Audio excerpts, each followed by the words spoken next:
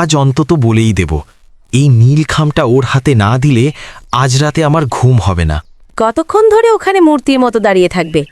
পকেটে কি ওটা? আসলে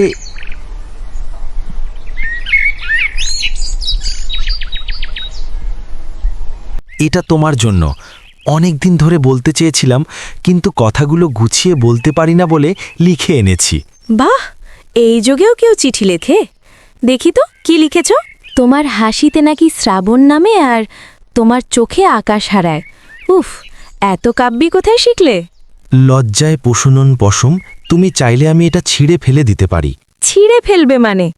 এত সুন্দর করে আগে কেউ আমাকে বলেনি।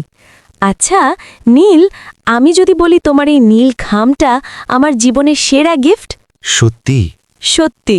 তবে একটা শর্ত আছে, এরপর থেকে সব কথা চিঠিতে নয়, সরাসরি আমার চোখের দিকে তাকিয়ে বলতে হবে। পারবে তো? ভিডিওটি ভালো লাগলে ঝটপট ইউটিউব চ্যানেলটি সাবস্ক্রাইব করে দিন। হ্যাঁ, আর বেল আইকনটি বাজিয়ে রাখতে ভুলবেন না কিন্তু।